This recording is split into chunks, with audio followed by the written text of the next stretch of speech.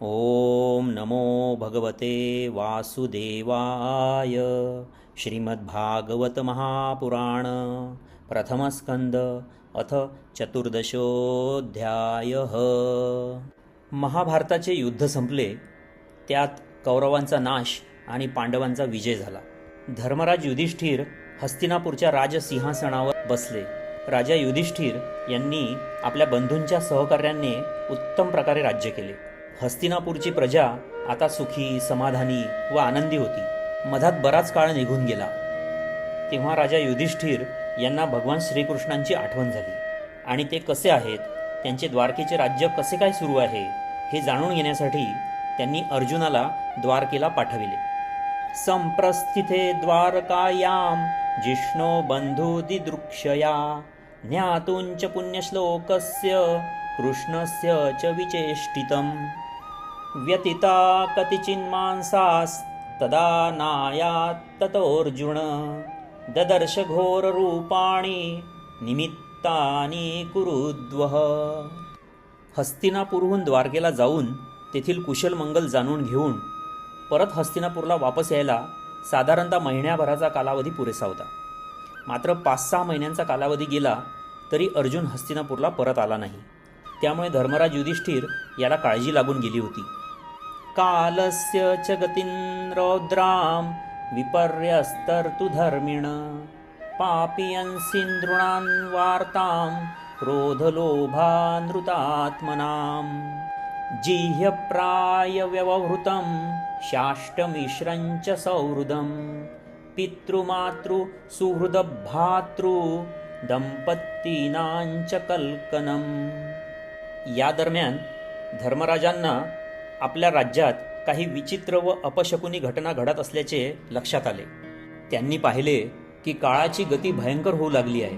लोक क्रोधी, लोभी व असत्य बोलणारे झाले आहेत.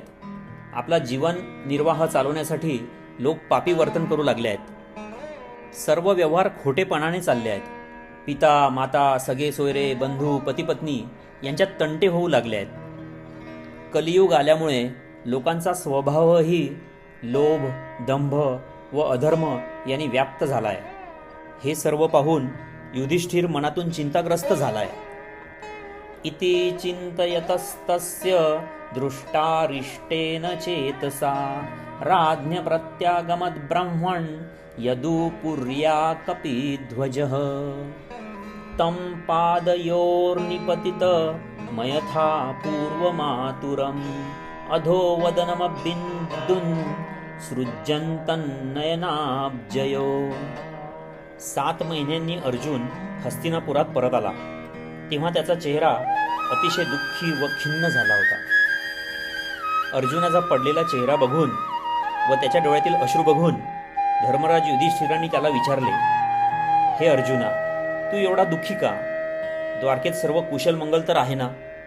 भगवान श्रीकृष्ण कसे आहेत?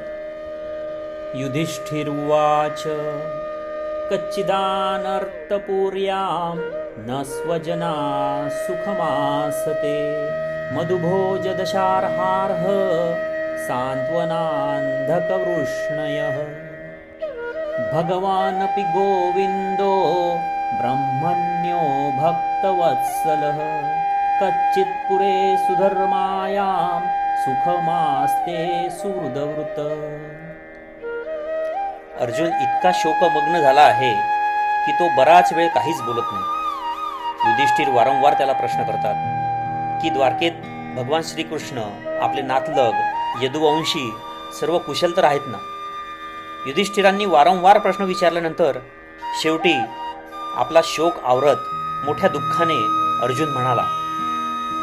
अर्जुन उवाच वंचितोऽहं महाराज हरिणा बंधुरूपिणा येन मे पह्रुवन्तेजो देवविस्मापनं महत् यस्य क्षणवियोगेन लोको ह्यप्रियदर्शनः उक्तेन रहितो हेष मृतकप्रोच्यते यथा.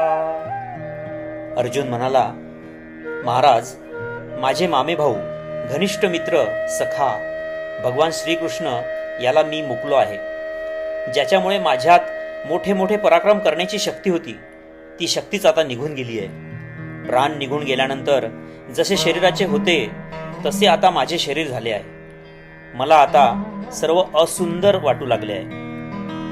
सोहम नृपेंद्र रहित पुरुषोत्तमेन सख्या प्रियेण सुहृदा हृदयेन शून्यः अध्वन्युरुक्रम परिग्रहमङ्गरक्षन् गोपैरसद्भिरबलेव विनिर्जोतोऽस्मि.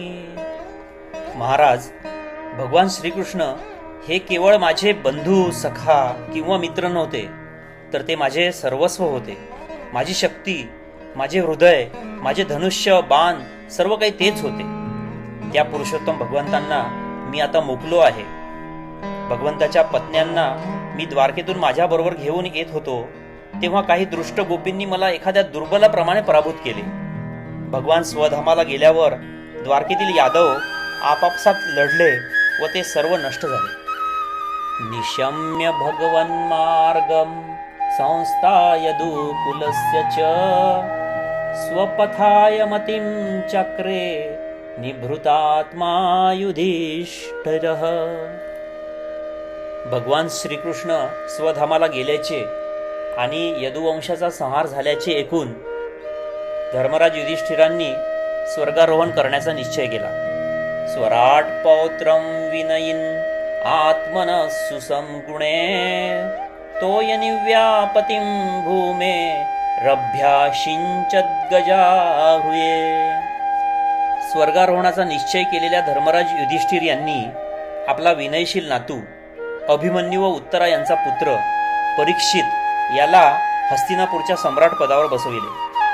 आपली सर्व राजवस्त्रे, आभूषणे इत्यादींचा त्याग करून वल्कले धारण केली आणि ममता, अहंकार या सर्व पाशातून मुक्त होऊन ते स्वर्गारोहणाला निघाले. सर्वे तमनु निर्जग्मु भ्रार्तर कृतनिश्चया कलिना धर्ममित्रेण दृष्ट्वा स्पृष्ट्वा प्रजा भुवि. द्रौपदी च तदा ज्ञाय पतिनामनपेक्षतां वासुदेवे भगवती एकांतमतिरापतमः.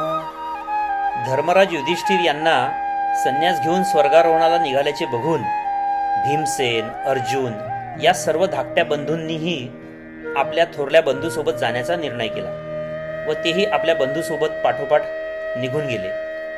द्रौपदीनेही पाहिले की आता पांडवांना काहीही अपेक्षा उरलेली नाही, तेव्हा ती सुद्धा भगवान श्रीकृष्णाचे चिंतन करीत त्यांच्याशी एकरूप झाली. अशा रीतीने सर्व पांडवांनी भगवान श्रीकृष्ण यांना स्मरत आपले महाप्रयाण केले. अशा प्रकारे लहान वयात हस्तिनापूरचे सम्राटपद प्राप्त झाल्यावर राजा परीक्षित याने कृपाचार्य यांना आपल्या राज्याचे आचार्य म्हणून नेमले. धर्मराज युधिष्ठिर यांनी राज्याभिषेकाच्या वेळी सांगितल्याप्रमाणे एकतर राज्यात कोठेही पापकर्म होऊ द्यायचे नाही व धर्माप्रमाणे राज्यकारभार करायचा, आणि दुसरे की शरणागत व्यक्तीला जीवनदान द्यायचे.